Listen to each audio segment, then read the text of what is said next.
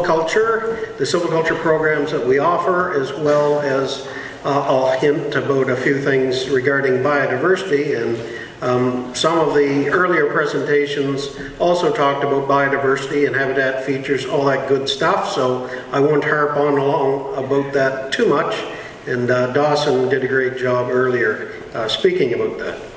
So, without further ado, oh, I should mention that our, as soon as I can figure out how this works.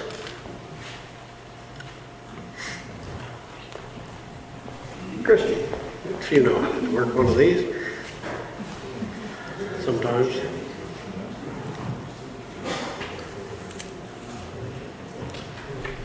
Boy, technology is great when it works.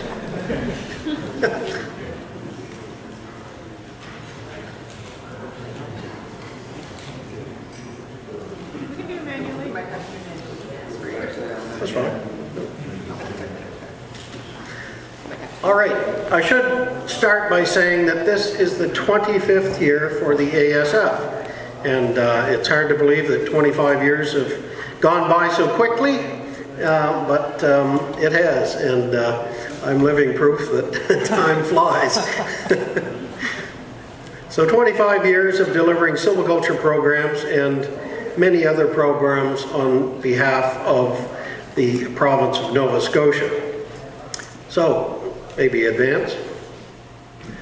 And that is our 25th year logo, and we're happy to say that we're still in existence, so that's a good thing. Next.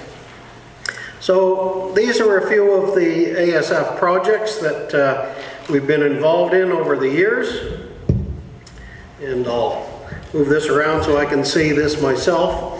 So certainly providing silviculture opportunities, thank you, to owners of private woodland in Nova Scotia. So for small private woodlot owners, as well as non-industrial large private landowners and certified woodlots as well. So we've sort of got a three-tiered system of silviculture funding. And just lately we've been focusing on silviculture treatments which have been highlighted in the Leahy report. We have a kind of a unique board of directors, one that functions well, and it's made up of representatives of private landowner groups.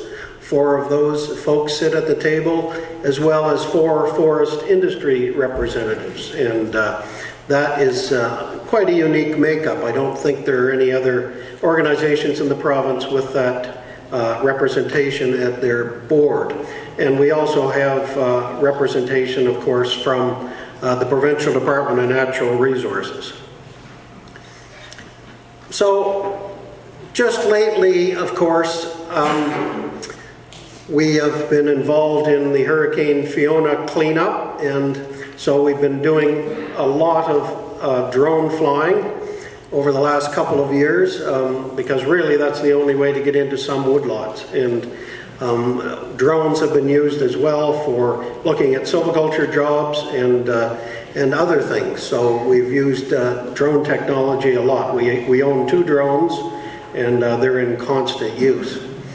So we also have our Hurricane Fiona cleanup, and to date we have cleaned up, believe it or not, more than 13,000 hectares of hurricane blowdown, which is a huge area, and there's still at least that much more to do.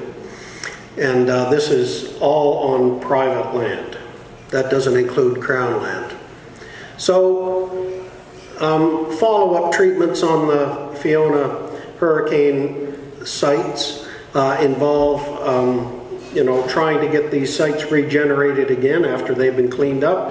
In some cases, the sites have been, basically cleared right, to the forest floor. In other cases where there hasn't been total blowdown, we've been able to keep a lot of standing trees.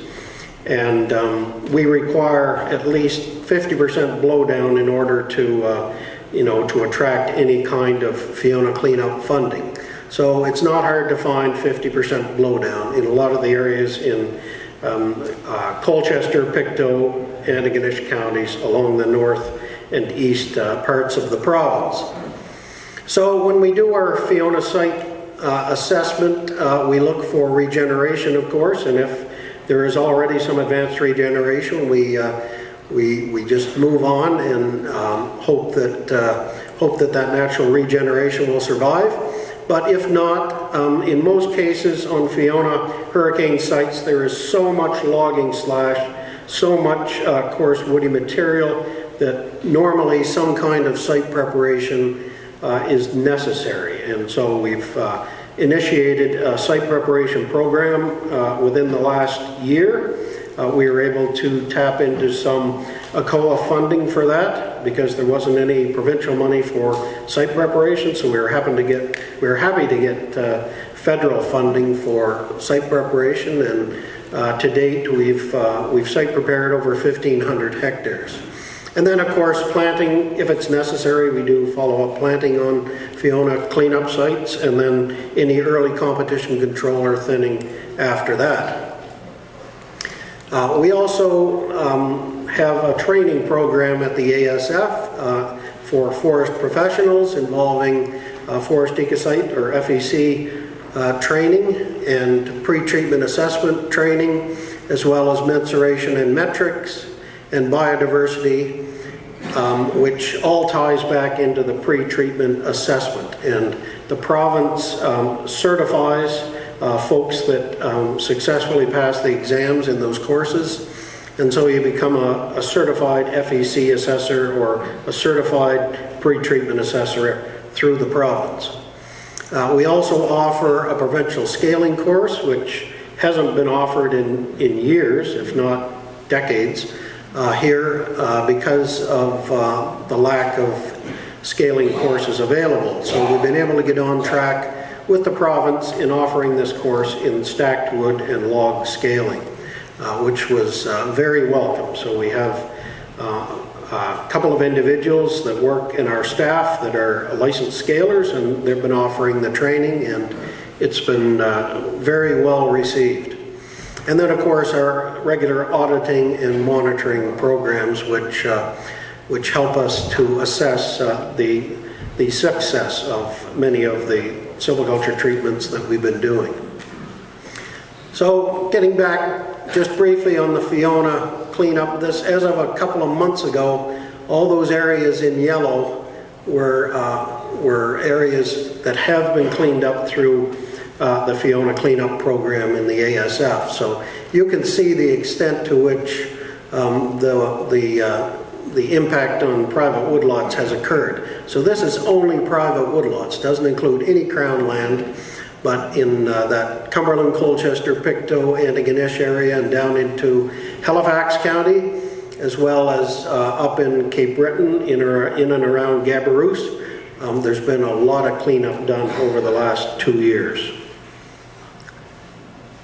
So this is kind of what a site looks like before the cleanup and then after the cleanup, and you can appreciate the amount of slash that is on these sites that really needs to be moved aside before you can attempt to plant a site like that.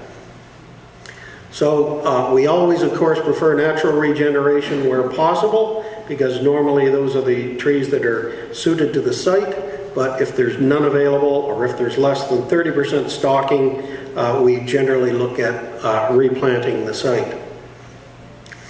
So that leads into the silviculture treatments which the ASF offers at this point. And of course, fill planting and full planting are at the top of the list, because we're starting to come into planting season soon. And so this spring we've got about 2 million trees to get in the ground, and then another at least 800,000 for the fall. And I can tell you now that there are not enough seedlings available for what really needs to be planted. And so between the Provincial Forest Nursery up in Strathmore, Cape Breton, and the old Northern Pulp Nursery in Debert, we get as many trees as we can, but it's still not enough. And so this is going to be an ongoing problem for the next few years. It's just the lack of availability of seedlings. And we also offer early competition control, or some people call it manual weeding, which is just manually cutting a lot of the brush and competing vegetation with planted trees or with natural trees. Pre-commercial thinning is our greatest silviculture treatment. In other words, we have the most requests for this, and both natural and planted sites. There's a lot of requests for PCT, and it makes up more than 60% of our program in any given year. So now with a lot of the Fiona cleanup sites, coming online, let's say 5 years to 10 years in the future, there's going to be a lot more of that. And commercial thinning, which of course is thinning merchantable sized trees. We've really seen a decrease in the amount of commercial thinning in central and eastern Nova Scotia because of the Fiona damage. A lot of the areas that we've ended up funding for cleanup were sites that were previously commercially thinned. And of course the wind got into those, and it wasn't good. Selection management, which is uneven age management, a lot of those areas in central and eastern Nova Scotia also were affected by Fiona, and it's hard to get folks back on track with uneven age management following the hurricane. And the other two treatments we fund are crop tree release and crop tree pruning, which I know a lot of folks here in the western region have been able to do. So fill planting and full planting, very important parts of our program. Early competition control, that's the kind of work that is done to release either planted trees or naturally growing trees, both for softwood and hardwood. And normally this is done when the stand is still at a fairly young age.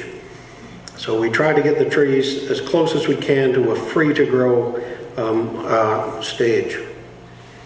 PCT, there's a stand that before it's been pre-commercially thinned, and usually we have a bit of an issue or a bit of a difficulty trying to get the densest stands, the stands with the highest density done, because those are the stands which folks really don't want to get into. When you get upwards of 30 to 40,000 stems per hectare, you literally have to swim through the site just to get from one place to the other, and it's very hard to get contractors to do these sites. However, with the advent of mechanical pre-commercial thinning, we are getting more of these sites done. And unfortunately, the rates just aren't there yet to really take off with the mechanical thinning, but we're certainly working on that.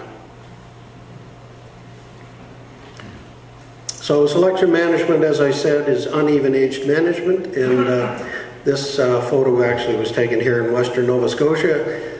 Things don't look like that up in central and eastern Nova Scotia anymore since the hurricane, and I will say that the Western Woodlot Services Co-op has been instrumental in getting a lot of the selection management done.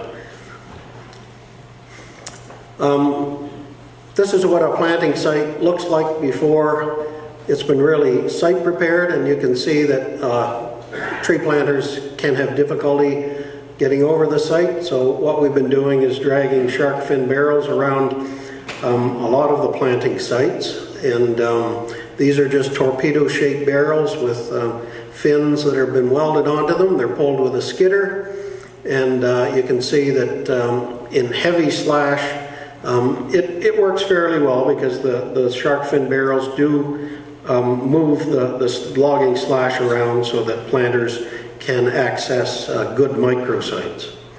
And this is an aerial view. We were up in a helicopter one day over a site preparation area, and so that is a skidder pulling 3 shark fin barrels. So it does move the slash around and creates microsites. On areas where we found that there is not heavy slash, we find that disc trenching creates lots of plantable microsites. The unfortunate thing with disc trenching is that it really modifies the landscape, and we only kind of use it as a last resort. As I say, it makes good planting sites, but man, it really modifies the site. And commercial thinning is a treatment that used to be pretty popular up central and eastern, and still is popular down this way, and it's an important part of our program as well. And of course it's done with machines, as well as landowners working on their own sites with chainsaws and tractors or whatever gear they can find. So in the Cobequid Hills, commercial thinning of hardwoods is still a popular treatment, and there's no better way to really get yellow birch and sugar maple really growing. Commercial thinning seems to be a great way of doing that. And of course, our uneven age management, the selection management is done mostly with mechanical harvesters now. And that's just a picture of what a selection site looks like after it's been treated. We try as best as we can to maintain the uneven age condition of the site.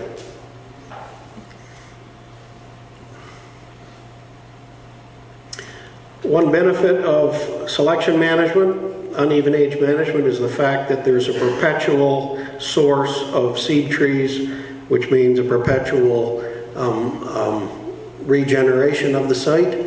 And so patch cutting seems to work well in a lot of sites, and this is the kind of regeneration you can expect in some selection management areas. So just going to review a few biodiversity features quickly, because I know it's already been covered a couple of times here today. Cavity trees, which are important. We generally assess a site before we do any silviculture on it to try and pick out the biodiversity features or any habitat features before we do the silviculture. And of course, cavity trees are an important part of biodiversity on a woodlot. And snag trees as well, standing dead trees. And certainly in regards to silviculture, snag trees can present a safety hazard, so we make sure that contractors work well away from them, especially a snag that seems to be as precarious as this one could come down anytime, especially if supporting trees around it are cut. Of course, woody material, there's tons of that, believe me. After the Fiona cleanup, we're just inundated with coarse woody material. But here's an example of what a downed, wind-thrown tree looks like after, maybe 20 years, and it supports other plant species and also provides important habitat, as Dawson mentioned, for amphibians and reptiles in the moisture in the moist soil underneath the downed log. And even in pre-commercial thinning, that creates coarse woody material as well. Of course, it's not as coarse as large logs are, but certainly there are branches and other material that are used by wildlife. And standing dead snags are an important source of biodiversity and habitat. And this is just a picture on my own woodlot of a sharp-shinned hawk that is utilizing some of the downed woody material from the Fiona cleanup. Vernal pools, I don't know if they were mentioned earlier, but these are important biodiversity features on the landscape, on private woodlots, and this is what a vernal pool looks like when there's water in it. And vernal pools are characterized by having no inlet or outlet. It's just a pool where the water table might be close to the surface of the forest floor, so it's important for amphibians and other wildlife habitat. And many vernal pools dry up by the middle of the summer, and sometimes using heavy equipment you can inadvertently travel through these sites, and usually the soil is quite soft, and you can irreparably damage a vernal pool driving heavy equipment through it at the wrong time of year. And of course, this is something that many woodlot owners don't like to see because of the cost of, you know, replacing culverts and roads and everything that goes along with that. But beaver workings, beaver do create important sources of habitat by ponding the water.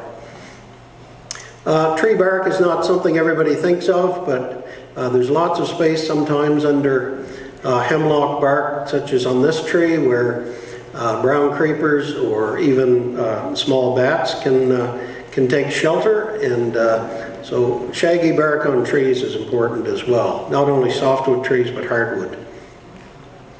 And this little bear den that I found a couple of years ago was in pretty good use, and we always want to make sure that wherever we see dens, any kind of mammal den or caves, which are bat habitats, we want to make sure that we know where those are before we go into a site and do any kind of silviculture. So sometimes in the woods you find strange things like this, and this is actually down west here, a shovel buried into the side of a tree, and the tree just kind of grew around it. And I don't know what whoever was working in the woods that day, what they were thinking, but they left their shovel in the tree, and the tree grew around it. We found strange things in the woods. Has anybody found really strange things in the woods? Lots of things. One time I found a bicycle that was propped up against a tree, and the tree had grown around the bicycle, and it was one of those old-fashioned bicycles that had the crossbar. It looked like a fuel tank, you know, probably out of the 50s or 60s. Amazing sometimes what you find on private woodlots. So this is our staff at the ASF these days. Myself, Paul Gilbert, Ben Henniger, Ed McLean, and Scott Maston, who's now working with us. So we have a pretty good crew on staff, and if anyone has any questions, just be sure and contact us. We can tell you about silviculture programs, and also, may the Lord forbid it, but if there are any more windstorms down this way, there may be programs to help clean that up. So I want to thank you for your time. Appreciate you coming out today. It's great to see you all here. Good turnout, and congratulations again to the organizing committee. Thank you.